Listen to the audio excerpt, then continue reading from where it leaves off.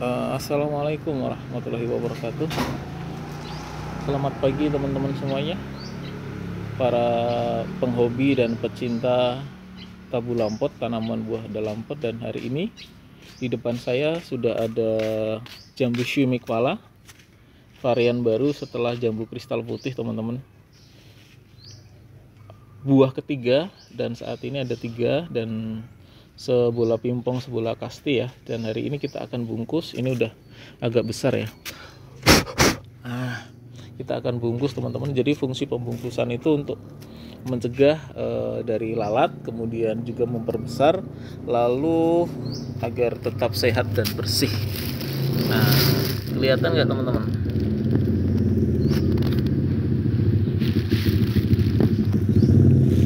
Oke, kita bungkus. Nah, cuma memang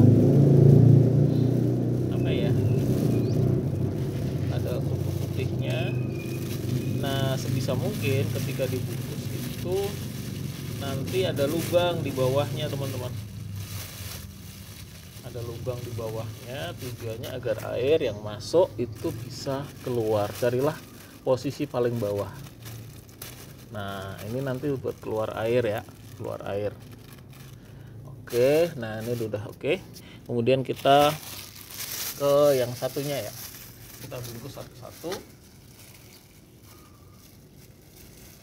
Kemudian yang perlu diperhatikan sama tadi ya, pembuangan air. Kita buat di bagian paling bawah sehingga tidak ada genangan air di bagian buahnya teman-teman. Di bagian buahnya tidak ada genangan air.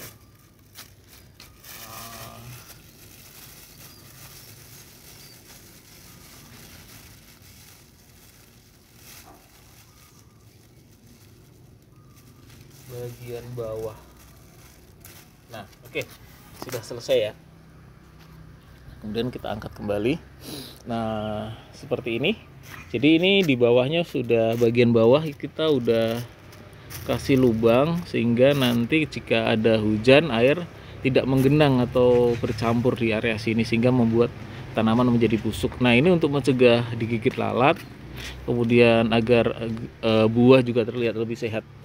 Baru 2 hari kita buka, kemudian kita tutup kembali sambil kita cek and recheck.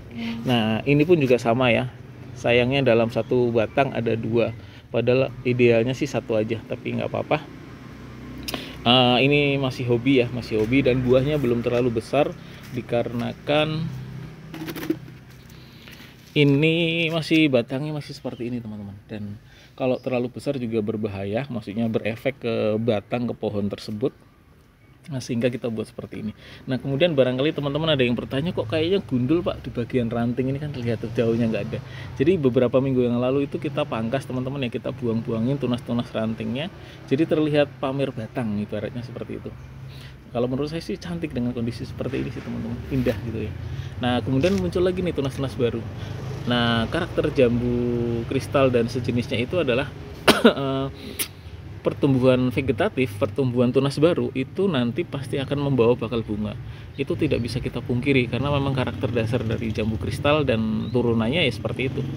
Selalu membawa bakal bunga di tunas baru. Berarti pertumbuhan vegetatif akan melahirkan pertumbuhan generatif gitu ya. Vegetatif itu pertumbuhan tunas atau daun-daun baru, generatif itu pertumbuhan bunga atau bakal buah. Nah, seperti itu teman-teman. Jadi barangkali kalau yang pemula atau ini kok gundul sayang gitu, nggak rimbun gitu. Nah, di area atas nah itu muncul daun-daun, dan memang daun-daunnya terlihat tua karena kemarin itu kan kita taruhnya di bawah pohon ketapang teman-teman. Nah, sekarang langsung kena sinar matahari dan efeknya terlihat lebih maksimal gitu teman-teman. Nah, ini ada calon apa ini namanya? Ulet ya, calon ulet. Buang saja. Nah, ini terlihat daunnya apa ya, kayak apa, udah tua-tua banget teman-teman. Sengaja sih kita sisakan. Kemudian ya, yang kabar terbaiknya tunas-tunas baru bermunculan. Ini jadi pengecekan rutin itu perlu ya.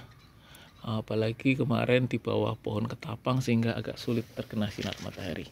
Nah, saat ini sebenarnya sih kalau saya lihat dari karakter buahnya sepertinya sih belum terlalu besar banget ya, karena buah-buah awal memang seperti itu dan memang saya rencanakan seperti itu.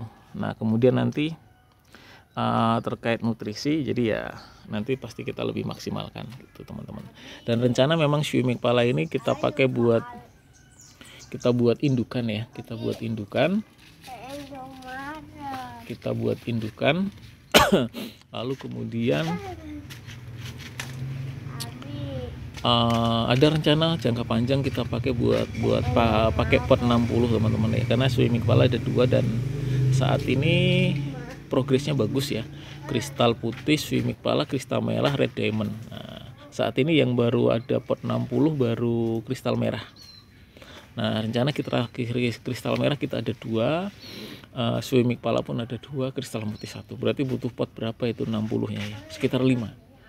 Nah, belum dari madu deli hijau juga kita belum ada indukan di pot, teman-teman. Yang maksudnya ya biar maskot lah di pot seperti itu, teman-teman. Nah, kita agak putar-putar dulu biar terlihat semua sudut ya. Ya, daunnya memang terlihat kusam, ada bintik-bintik merah. Kemudian tua gitu loh, keratnya tidak seger-seger. Tapi setelah itu kemudian muncul tunas-tunas baru ya. Karena setelah kita lepas kita pindah di yang tadinya di bawah pohon ketapang, tidak langsung kena sinar matahari, sekarang langsung kena sinar matahari dan efeknya terlihat ya teman-teman ya. Terlihat jelas dampak dari pemindahan itu. Jadi memang kebutuhan dasar itu air, dan 1 bulan ini hampir kami tidak menyiram teman-teman ya, karena air hujan cukup melimpah. Lalu kemudian pupuk ya kadang-kadang per 3 bulan masih teman-teman bisa lihat ya, tampilan hitamnya masih kelihatan. Itu menandakan bahwa pupuknya masih oke. Lalu kemudian paling ya sinar matahari sih, kebutuhan sinar matahari yang kurang. Nah, kemarin tuh sebenarnya di situ. Gitu teman-teman. Nah, kemudian terkait pembungkusan ini baru 2 hari kita buka, kemudian kita tutup kembali. Apakah manfaat pembungkusan? Yang jelas mencegah digigit lalat buah, mencegah kebusukan, kemudian ya lebih sehat, lebih fresh, dan lebih cepat besar teman-teman. Nah, seperti itu. Hal lain apa yang perlu saya sampaikan ya, paling kalau ditanya kan pertanyaan dasar itu pupuknya apa, media tanamnya apa gitu. Jadi teman-teman, kami tidak rutin memakai pupuk kimia baik NPK, KNO, KCL dan sebagainya. Kami jarang sekali, paling hanya mengandalkan pupuk kandang teman-teman. Ya pokoknya 3 poin dasar itu sih yang harus dipenuhi ya. Air, pupuk atau media tanam, kemudian sinar matahari ketika nanam di pot teman-teman. Nah, perawatannya terkadang kalau misalkan kayak gini ya, berarti apa nih penyebabnya kok nggak bisa berkembang ya? Salah satunya ketika air udah, pupuk udah, berarti sinar matahari, karena memang kemarin itu kita taruh di bawah pohon ketapang teman-teman. Nah, berikutnya pemangkasan, pembuangan tunas-tunas baru, ranting-ranting baru, daun-daun pucuk gitu kita buang. Nah, lalu berikutnya adalah media tanam ya, kok nggak berkembang, ada apa nih, daunnya kusam, kucel, merah, ada bintik-bintik hitamnya. Nah, ada kemungkinan juga cacing. Padahal kadang kita tinggal geser aja teman, kita geser, nanti kelihatan itu cacingnya keluar di baria bawah. Nah, saat ini nggak ada. Nanti kita balikkan, cacingnya kecil-kecil tuh teman-teman. Tuh, kalau masih kecil itu cacing bagus, cuman kalau udah besar ya memang berefek pada akar teman-teman. Akar akan kelihatan hitam, nanti lama-lama berbahaya buat tanaman seperti itu. Nah, kemudian ya memang yang pertama kali berpengaruh itu asal-usul bibit teman-teman. Bibit itu sangat berpengaruh. Asal-usul bibit, kalau bibitnya bagus ya akan memberikan nilai tersendiri. Lalu kemudian terkait terkait dengan tadi saya lupa ya. Tadi kan saya sampaikan bibit, lalu kemudian media tanam, kemudian pemangkasan, apa ya, kita usahakan jangan terburu-buru membuahkan. Kita bentuk dulu batangnya, jangan terjebak dengan kecil berbuah, pendek berbuah. Bagaimana agar cepat berbuah? Pertanyaannya ketika sudah lama tidak berbuah, nah baru Anda tanyakan.